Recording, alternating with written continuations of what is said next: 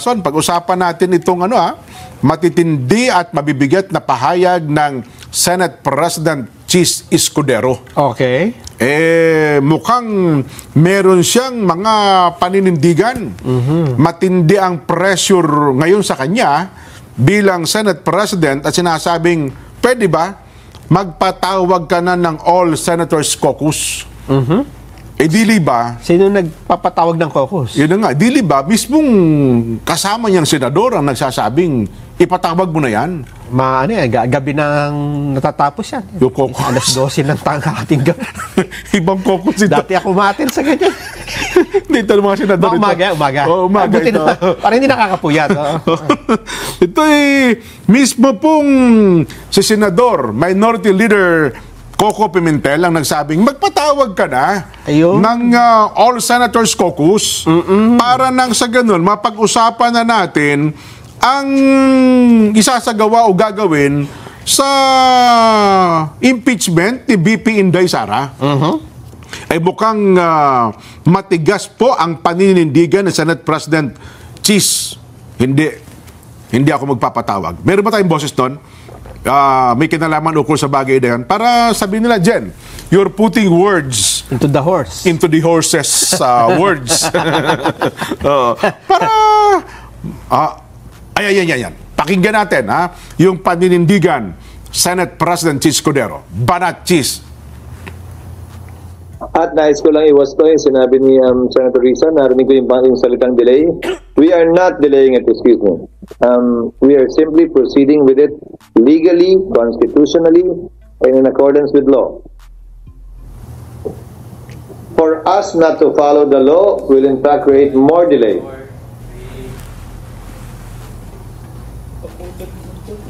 Yun. Bakit yan?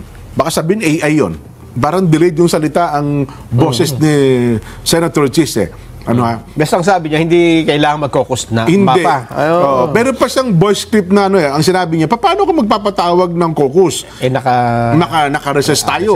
Marami anyang mga senador natin ngayon, iba nangangampanya. Yung mga incumbent senators na dapat ay mangampanya. Ang iba niya nasa abroad, etc. Kaya ang sabi niya, mukhang magsisimula tayo ng pagdinig sa impeachment. Hindi naman natin tatalikuran yan Yung ating paninindigan, hindi po natin tatalikuran Pero, sa tingin daw po niya, magsisimula ito sa July 30, Nelson. At kung July 30, mga kababayan, hindi na po yan yung bumubuo sa 19th Congress. Iba na po yun. Yun po'y 20th Congress na po yun. Nandiyan na si Senador Marcoleta. Ayun. Yun nga sinasabi ni Kong Dante. Di ba? Dalhin niyo po ako sa Senado para nang sa ganun magkaalaman kami ng mga senador sa 20th Congress kung matutuloy o hindi. Kasi magiging debate yun nga. Di ba? Magkakaroon ng debate. Aminado naman sila Magkakaroon ng debate na dapat bang tanggapin ng 20th Congress yun hong inihaing impeachment ng 19th Congress. Iba na ang bumubuo nun. Hindi na po itong original na kabilang sa 19th Congress. Di ba? Aywan ko lamang po. Kasi mukhang iba ang paninindigan ni Kong Dante at ng iba pang mga senador. Di ba? Kung ang pag-uusapan natin, Nelson, ay yung komposisyon ng 19th Congress, walang duda sapagkat inihain sa kanila ng Kamara de Representante yung impeachment para kay BP Inday. Dapat nilang aktuhan yun. Samantalang ang kasunod na 20th Congress, pwede nilang sabihin, hindi naman sa amin ipinalya. Yun nga. Dapat nilang aktuhan, technically, Nelson, ang problema, nung araw ng isinampa ito, yun din yung huling araw ng kanilang sesyon Di ba? Nag-adjourn na sila, recess na. Yun na po. And the rest is history. So, ito na ngayon ang kinakaharap natin. So yan po ay magiging usapin pa lang. Yes. Mag-uusapan. Pero malinaw dito, nagtakda na po si Senador Chis Escudero ng mga gaganap Oh. Kasi kahapon na banggit ko na ito, Oo. na itinalagan niya yung sergeant at arms. Yan, opo. Magsaserve ng summons.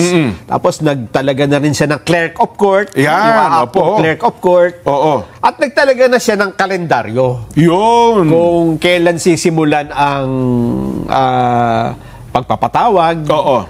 At ibig sabihin dyan, kasi may nagsasabing hindi inaaktuhan yung Parang inuupuan daw eh. Oo, hindi yung ginawa mo na gumawa ka ng mga tao na aakto sa impeachment trial. Oo. Pag ito ay nagsimula na, ayun naman talagang imposition niya, di ba? Yun na nga. Hindi pwede mag-trial nang wala man lang mga itinalagang mga tao, di ba? Ayun. Kasi yun ang ano eh. Bilang Senate President, nagkataon lang na ikaw ang Senate President, pero alam mo naman, ang 24 na yan, sabi niya, 24 nation nga yan eh. Ayun nga. Hindi mo pwedeng sa kalawan niya mga yan, bagamat meron kayong Senate leadership, pero lahat ng yan, meron kani-kanyang isipan. Yun. Diba? At nagkataon kasi na election period. Yun. Diba? At tumatakbo yung ilan ba yung mga re-electionists? Ay, 12. Tama, Diba? oo. Oo, kasi 12 yan, di ba? Oo. Palitan ng palitan. So pagdating ho ng June 30, mag-expire yung termino nitong Nung 12 ito. Oho. Hindi natin alam kung makakabalik sila Yan. at kung sino yung mapapasok na bago. Doon sa doon sa 12, ilan bang yung re-electionist ngayon? 'Di ba? Parang 5 o 6 ata eh. Tolentino, Bato, Lito Lapid, Bongo. Yan mas yan ah. Keep it fresh, kahit saan. Mentos, yes, the fresh. Hi guys, my name is Erwin Javier and welcome to my training channel. Siyempre gusto kong simulan tong video na to sa isang malaking thank you sa mga nagbibigay ng positive comments dyan. Yan. Sino pa ba? Bong Revilla, 5. Punoon ka pala, parang 6 eh. Meron bang tapos ng termino? Meron na tapos ang termino. Tapos na. Guys, sila Grace Point, hindi na senador yan. After ganun tapos na yan ang kanilang term eh. Nakatatlong. Cynthia Villar, tapos na rin ang kanyang term bilang senador. Papalit yung anak. Si Cynthia Villar, bababa na yan. Ang alam ko, siya tumatakbo ngayon na sa ibang posisyon. Isang araw pala, pag-usapan natin ng Las Piñas, Nason ha? Kasi ang Las Piñas, mukhang sila na magkakamag-anak na ang maglalaban-laban ngayon dyan. Ganun ba? Wala nang tumatayo. Mukhang kapatid ata mismo. Pamilya Aguilar at saka Villar. Magkakamag-anak din yan eh. Mukhang sila na nagdalaw. Anyway, doon sa national, alam ko parang 6 din ata ang mawawala eh. At doon sa 6 mababalik, hindi tayo sigurado na yung 6 ngayon ay makababalik talaga sa sa Senado na bumubuo din ng 19 Congress. Yun nga. Di ba? Kaya nga hindi ba, Jen? Ang sinasabi pa natin, halimbawa, nag-trial ngayon. Sinimulan ngayon, limbawa.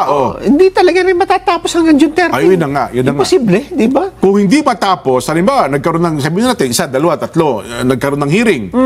Pero sumunod na mga panahon, hindi natapos. Papalitan na ng mga iba na yung mga senator judges. Hindi nagkaroon ng conviction. Halimbawa, hindi natapos eh. Nagbago rin ng Senate President. Ano yung babago na naman ba yun? Ay, yun nga ang pinag-uusapan. Debatable yan. Tatanggapin ba namin? Kaya yung sinasabi natin, ano bang mangyari, matuloy man yan ngayon o sa June, pagkatapos na ng June 30, napaka-komplikado. Diba? Kasi ang hearing laging nila, may debate. ang pagbabalik ay June 2 eh. June 2 ng hapon. Pero ewan ko lang, kung sa araw na yung June 2 na yon, magkukonbin sila para sa maging impeachment court.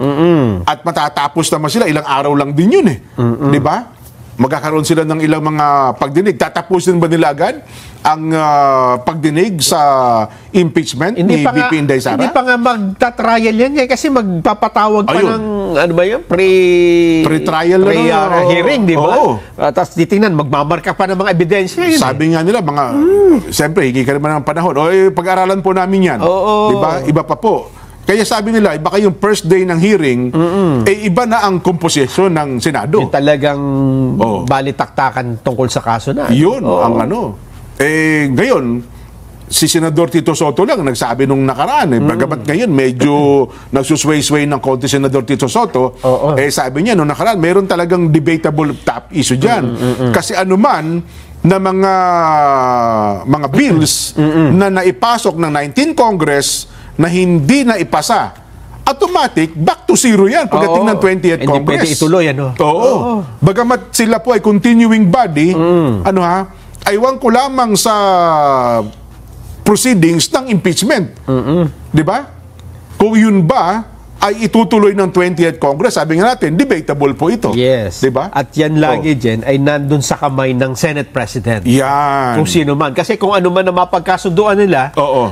yan ay magiging decision unless iaakyat mo na naman yan sa Supreme Court. Oo. Sasabihin naman ng Supreme Court, hindi, may sarili kayong rules. Oo.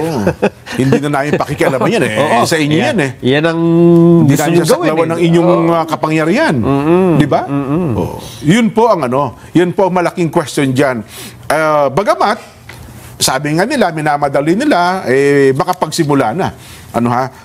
At ang tanong pa dyan, kung magpapatawag ba ng special session ang Senado, kasi batay ata sa kanilang tuntunin, kinakailangang ipagpaalam sa Pangulo. At yun ang magpapatawag. At yun na nga. Yung Pangulo, hindi pwede ang Senate President. Oho. Kaya nga hinihingi lang ni Coco, special caucus lang. Oo. Kasi hanggang caucus lang pwede nilang gawin. Hihilingin ba ng Pangulong Bongbong na magkaroon ng special session ang Senado? Sumagot ang Malacanang dyan. Ano sabi? Awkward. Hindi po pwede. Yun na nga. Kasi kapag ka nagpatawag siya, technically, parang tinatalikuran na ng Pangulong Bongbong ang kanyang naunang pahayag, naunang opinion na siya ay tutol sa impeachment. Ayun nga. Di ba? Kasi kung sinabi, sige, hinihiling ko sa inyo, magpatawag lang tayo ng special session para pag-usapan ng impeachment at sasabihin ko sa inyo na hindi na ako no to impeachment, ayun, iba na ang doon, iba na po yun, di ba? At saka, tingin ko hindi na. Dahil sa, abala nga rin sila nga mismo nagka-campaign. Yun na nga. Ako naniniwala ay ang Pangulo, alam mo naman tayo, Nelson, kahit noon pa man, di ba? Ay naniniwala sa mga pahayag ng Pangulong Bongbong Marcos. Nung nga sinabi niyang gagawin niyang 20 pesos ang bigas, naniwala tayo. Naniwala. Alam mo naman tayo, noon pa man, Nelson Oo. Diba? Senador pa lang ang Pangulong Bongbong at pro-Bongbong na tayo Yun nga. Nung siya ngay natalo, di ba? Sa kanyang pagtakbo na Vice Presidente. Oo. Nung natulog siya isa tayo sa mga nalungkot Pangulo, ba't kayo natulog? Nung natulog kayo, nalagpasan ko ituloy ni Nanay Lenny. Di ba? Hanggang sa huling sandali po, hanggang ngayon, hindi po nagbabago. Kami ni Nelson sumusunod pa rin sa gusto ng Pangulong Bongbong Marcos. Wala tayong magagawa. Ayan ang presidente. Nagtataka ako, ba't nagagalit yung iba sa atin pagka pinupunan natin ng Pangulo Ang sabi ng Pangulong Bongbong sa amin, Jen, Nelson, pagka may mali ako, ipupunahin nyo ako at para may magtatama sa akin, ha? Kasi hindi po pwedeng yes sir lang lahat. Yo. Diba? Noong mga panahon po na wala nang gusto makipagpanayam kay Pangulong Bongbong, siya tumatakbong presidente, Nelson. Dito, hindi pa pala ito lamesa natin. Ipakita mo nga yung mga pictures sa batang-bata pa kami, kausap namin si Senador Bongbong Marcos. Di ba? Kaya huwag kayong magagalit sa amin. Kaya naman, ang iba, tagon parang pinupuna, Nelson, akala tayo ay, anong tawag doon? Binabati ko siyang Pangulo. Hindi po. Hello everyone, I'm excited to introduce Blue Song. Tawag doon? Constructive criticism ba tawag doon? At tayo naman, naniniwala, ang Pangulong Bongbong nakikinig sa atin kasi alam niya na ang sinasabi natin para sa kaibubuti niya. Di ba?